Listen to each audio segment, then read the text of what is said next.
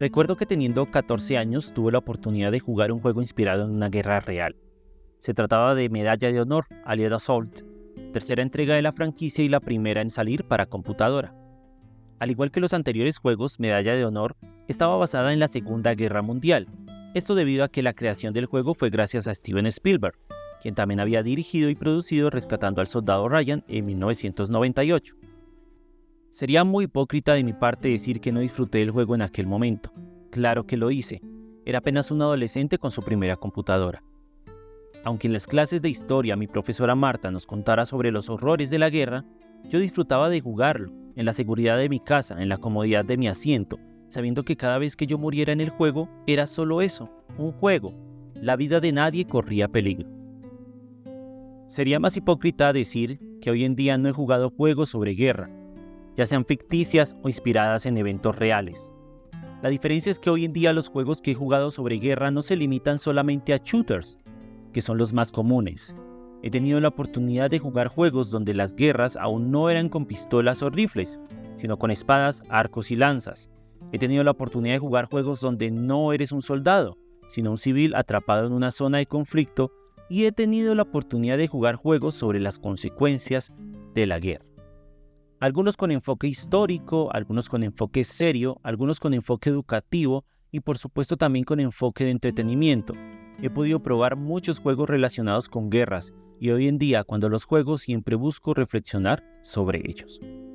Sin embargo, hay cosas que he tenido la oportunidad de analizar en algunos juegos de guerra, tanto AAA como indies, donde están presentes estereotipos sobre pueblos y comunidades, así como aquellos videojuegos que de forma directa o indirecta pretenden servir para sembrar ideologías y pensamientos sesgados en poblaciones vulnerables. Lamentablemente, podría decirse que existen algunos juegos que no tienen como objetivo entretenerte o educarte, sino reclutarte para la guerra, para fomentarla y que hagas parte de ella.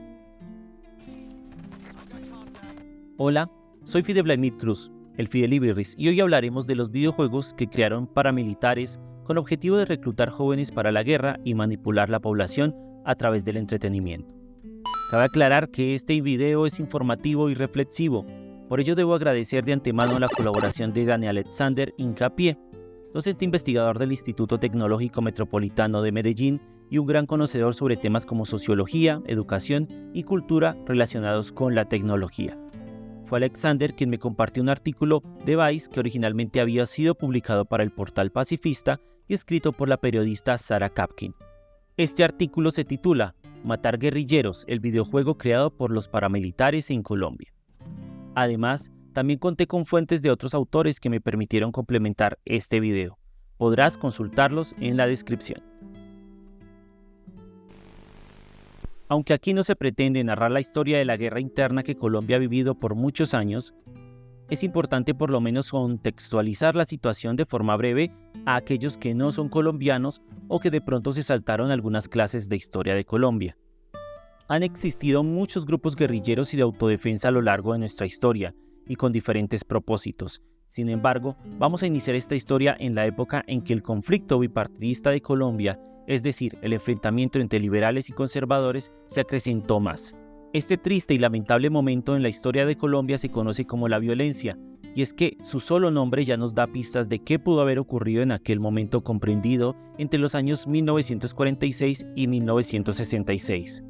Campesinos, bandoleros, militares liberales, intelectuales, Policía Nacional e incluso el Ejército Nacional tomaban parte en un conflicto político en distintas regiones del país donde se acusaban entre sí frente a la persecución, masacres y asesinatos por llevar la bandera roja o la azul. El río de sangre que dejaron por parte y parte tanto liberales y conservadores de extrema sembró una semilla de venganza que llegaría hasta nuestros días, financiados y apoyados por diferentes grupos nacionales e internacionales que también tomaron parte en este conflicto, especialmente durante la Guerra Fría. Las FARC, por ejemplo, uno de los grupos guerrilleros más famosos de Colombia y posiblemente del mundo, surgieron por allá alrededor del año 1964, y del mismo modo muchos bloques de autodefensas conservadoras se crearon tanto ilegal como legalmente en aquel momento para hacerle frente a su contraparte. Muchos años después, alrededor del año 1997, se forman las AUC o Autodefensas Unidas de Colombia, resultado de una coalición de varios grupos paramilitares. Aunque estos grupos hoy en día ya están disueltos debido a diferentes procesos de desmovilización que se dieron, algunas de sus células prefirieron seguir esta guerra ya sea bajo otros nombres u otros liderazgos. Durante muchos años, la necesidad de reclutar personas que compartieran sus ideales de lucha condujo a que tanto guerrillas como paramilitares hicieran uso de diferentes recursos para convencer u obligar a otros a apoyar sus acciones, las cuales, por más cuestionables que fueran, tenían motivos de peso para que eso fuera así, o por lo menos eso era lo que necesitaban que los demás creyeran.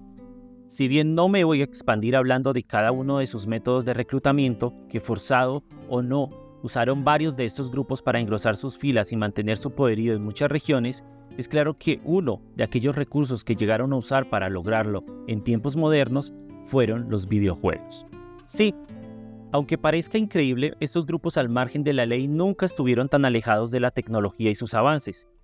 Todo aquello que pudiera proporcionarles alguna ventaja o ayuda en su lucha siempre sería aprovechado. Un artículo de investigación titulado Desinformación y propaganda, estrategias de gestión de la comunicación en el conflicto armado colombiano, publicado en el año 2006 por Mari Correa, docente universitaria en la Universidad Pontificia Bolivariana, exponía que a partir de la segunda mitad de los años 90 se dio una nueva fase en el conflicto armado en Colombia y las formas de gestión de comunicación de la guerra que realizaban los distintos actores de la misma.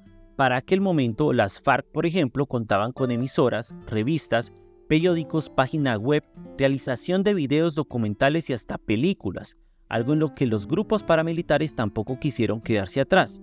Por ejemplo, en el caso de las AUC, contaban con una página web que se mantenía actualizada de forma constante y contaba también con material multimedia. El artículo de Sarah Kapkin en Vice deja muy claro para el caso de las AUC que se usaron videojuegos con el propósito de reclutar y convencer a jóvenes sobre aquel aporte que el grupo militar hacía al país. Desde la perspectiva de las AUC, claro está.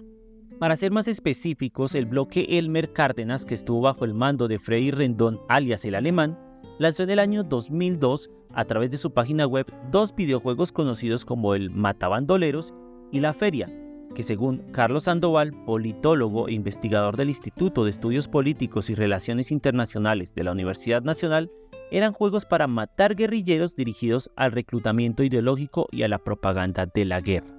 De acuerdo a la información de la página web verdadabierta.com, el bloque Elmer Cárdenas tenía su propia dirección web y no estaba enlazada de forma directa con la página colombialibre.org, página creada por orden de los hermanos Carlos y Vicente Castaño cuando eran jefes de las autodefensas campesinas de Córdoba y Urabá.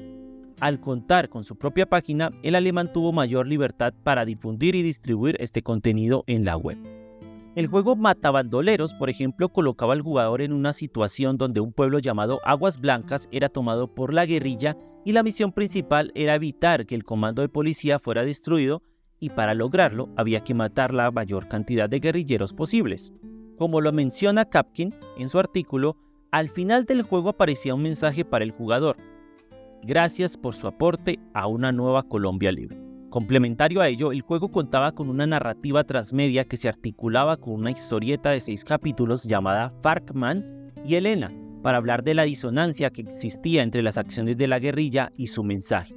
Por otro lado, el juego llamado La Feria contaba con una mecánica de tiro al blanco en la que el jugador tenía que disparar a objetivos con el rostro de miembros del secretariado de las FARC, quienes iban apareciendo en la pantalla. Aunque la creación y publicación de estos videojuegos se remonta a más de 20 años, la situación parece que no ha cambiado. Hace poco, por ejemplo, en una nota de Caracol Radio leí que el gobernador de Antioquia, Aníbal Gaviria, había denunciado que grupos armados del Clan del Golfo y disidencias del Frente 36 de las FARC estaban adoctrinando niños y reclutándolos en los parques, escuelas y municipios en zonas rurales del norte y nordeste antioqueño. ¿Y de qué forma lo hacen? A través de actividades de entretenimiento como juegos, música y regalos, como si se tratara de una fiesta infantil. Volviendo al tema principal, la pregunta es, ¿realmente un juego podría ayudar al reclutamiento ideológico? Kapkin cita a Iván Rodrigo Mendizábal, autor del libro Máquinas de Pensar, Videojuegos, Representaciones y Simulaciones de Poder. Mendizábal expone que el videojuego es un mundo posible donde no importa el grado de verdad de todos los elementos que lo componen, o qué tan realistas sean, pues lo que importa es qué tan verosímiles sean esos elementos y cómo logran imponerse sobre lo real de forma incuestionable, Por tanto, aunque un videojuego represente o no una realidad, es su mensaje el que contiene una agenda, unos valores y unos objetivos que terminan por convertirse en realidad. Giseno, en su tesis titulada Juegos digitales jugando con la cultura, la política y la guerra en el mundo contemporáneo, también expone que como producto cultural, los juegos digitales no se encuentran fuera de la influencia de sus creadores, y mucho menos de la institucionalidad a la cual pertenecen, siempre y cuando ésta tenga intereses en estos. En pocas palabras, los juegos digitales no están exentos de ser el resultado de un sistema de interpretación del mundo, de unos estándares y valores propios que reflejan visiones culturales, políticas e ideológicas de sus creadores. Tengamos en cuenta que la guerra que han llevado a cabo las FARC y los grupos paramilitares no solo ha sido armada sino ideológica, y por eso, para estos grupos armados ilegales, el contar con nuevos reclutas también ha sido importante para su proyecto. Por eso el objetivo con el que se hicieron estos videojuegos fue precisamente para reclutar ideológicamente a la población joven, como lo expone Sandoval. Curiosamente, el reclutamiento ideológico no es nuevo en el mundo de los videojuegos. Giseno narra cómo en 1980 Atari lanza Battlezone, un simulador de guerra de tanques, videojuego que llamó la atención del Comando de Entrenamiento y Doctrina del Ejército de los Estados Unidos, quien le solicitó a Atari crear un videojuego que sirviese como simulador de entrenamiento para el último modelo de tanque militar M2 Bradley. Así que existieron dos modelos de Battlezone, uno con fines de entretenimiento y otro con fines militares. Aunque en la práctica no se llegó a utilizar, sería una de las primeras evidencias de uso de videojuegos y su relación con la industria militar. Por ejemplo, America's Army es un videojuego simulador desarrollado por el gobierno de los Estados Unidos después de los ataques del 11 de septiembre que buscaba motivar a los jóvenes a enlistarse en el ejército de los Estados Unidos, pues la experiencia se basa en las reglas y normas propias del ejército para cumplir las misiones, captando la atención de potenciales jóvenes que pudieran ser reclutados. A la fecha, la versión que existe de este juego es America's Army Proving Grounds, disponible en Steam y en la cual solo puedes jugar en servidores privados, pues las operaciones oficiales cerraron en el año 2022. Parte de su descripción en Steam inicia con una pregunta: ¿tienes lo necesario para entrenar como un soldado del ejército estadounidense? Esto acompañado de un hipervínculo que te dirige a la página web del Ejército de los Estados Unidos. Un fragmento del comunicado de prensa compartido en Twitter por la página oficial de America's Army cuando el juego cerró sus servidores oficiales decía: el juego gratuito para PC America's Army representó el primer uso a gran escala de la tecnología de juegos por parte del gobierno de los Estados Unidos de América como plataforma para la comunicación estratégica y el reclutamiento, y el primer uso de la tecnología de juegos para apoyar el reclutamiento del ejército de los Estados Unidos de América. Giseno cita al profesor Robert Sweeney, autor del artículo Juego Pixelado, cuestiones prácticas y teóricas sobre los videojuegos en la educación artística, quien habla de 5 aspectos fundamentales en la forma en cómo los juegos digitales están configurados para lograr ese interaccionismo dinámico y simbólico que se da entre el jugador y el juego. Uno de estos aspectos de los que habla Sweeney es la interacción, a través de la cual se puede entender cómo el jugador se convierte en simpatizante de alguna idea o conocimiento, o la forma en cómo éste genera diferentes emociones frente a situaciones simuladas. Esto debido a que la interactividad, particularmente en las acciones violentas, puede producir una amplia gama de respuestas. Este gran espectro puede verse de forma de empatía o rechazo, dependiendo lo que la situación que se le muestra al usuario y la forma como ésta llega a él por medio de la narrativa del juego. Otro ejemplo tiene que ver con un estudio llamado Destiny Studios, que en el año 2005 lanzó un juego titulado Close Combat First to Fight para PC, Nintendo Wii, Mac y Xbox. Lo interesante de este juego es que fue diseñado con la ayuda de marines tanto activos como jubilados que habían participado en la segunda batalla de Fallujah en Irak, notándose la influencia del ejército de los Estados Unidos en el desarrollo de videojuegos con narrativas específicas. Así, muchos otros juegos promoverían y legitimarían políticas intervencionistas contra el terror a través de representaciones de enemigos estereotipados que se acomodaban perfectamente para difundir doctrinas o pensamientos políticos del momento. Tal y como lo expone Giseno, los juegos digitales han utilizado símbolos de la cultura y sociedad junto con hechos de la historia para crear realidades alternas, las cuales pueden ser manejadas, influenciadas y tergiversadas, y que adicional a esto aluden a realidades prácticas de la vida como procesos políticos actuales, guerras, etc., convirtiendo a estos en grandes herramientas para lograr fines políticos. Al final, estos videojuegos logran su cometido, invitando a aquellos que tienen poco conocimiento sobre el conflicto a que conozcan su historia. Claro está, desde la perspectiva de los creadores, haciendo que su narrativa sea incompleta, como lo expone Kapkin. Por otro lado, Mendizábal, quien es citado por Quiseno, comenta que los juegos no necesariamente significan que un joven entusiasta vaya a salir a la calle con un arma y empiece a disparar a diestra y siniestra o a objetivos más específicos, aunque es una posibilidad.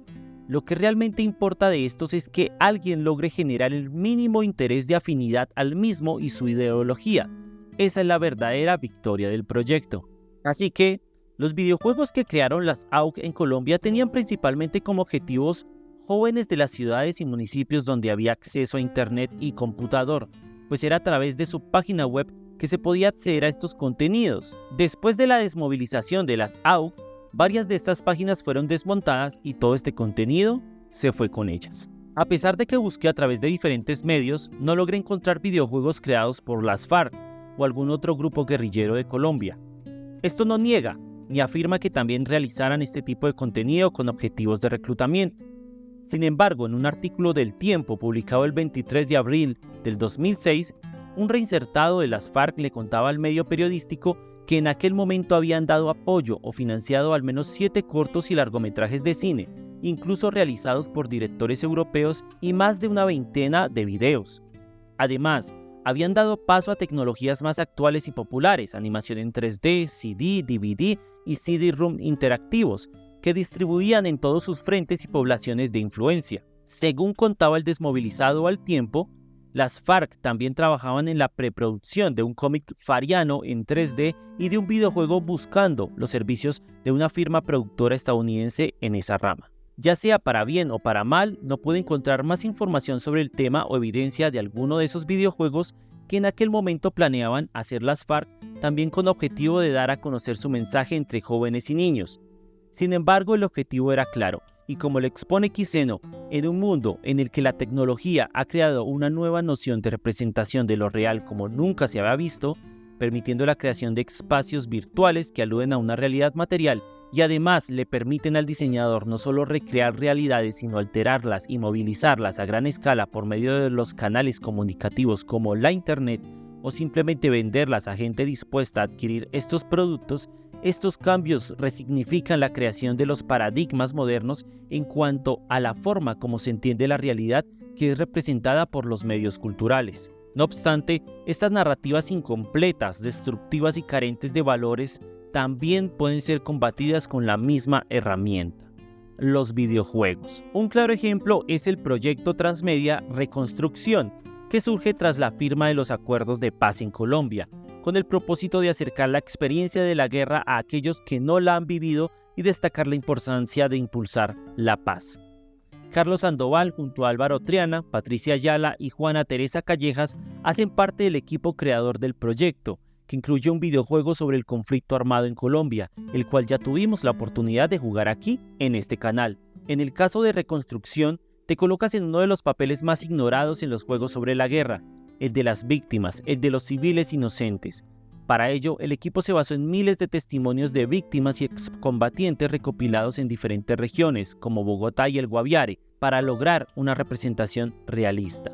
Además, se esforzaron por incorporar herramientas, testimonios y elementos auténticos como periódicos, telegramas, fotos y diálogos entre personajes.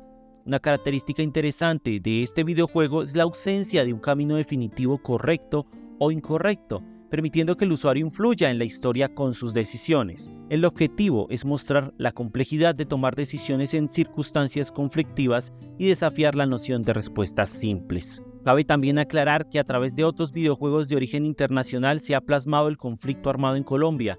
El problema es que en pocas palabras estas formas en las que se han planteado o aproximado ha sido nula, llenas de estereotipos o con total desconocimiento de cómo se ha dado esta guerra en nuestro país. Bien lo explica Mendizábal en que el uso social de las tecnologías no es solo funcional, sino que implica una configuración espaciotemporal diferente a los de otras culturas. El hecho de que los videojuegos como tecnología sirvan tanto para la diversión cuanto también para la modelización la simulación de lo social y para la comprensión de los presupuestos institucionales de la cultura mundo ejemplifica esta situación. Los videojuegos son la expresión de esa cultura tecnológica por la que el capital simbólico de los individuos puede adquirir un sentido diferente. Lamentablemente es difícil conocer con cifras cuántas personas que jugaron los juegos creados por los grupos armados ilegales llegaron a ser convencidas de tomar aquel camino que era representado como el único y válido para hacer de Colombia un país libre. Muchas gracias por ver este video y déjame saber en los comentarios qué opinas de los videojuegos con propósitos ideológicos. Gracias por acompañarme y no olvides darle like, compartir y suscribirte a mi canal. Nos vemos en la próxima. Bye bye.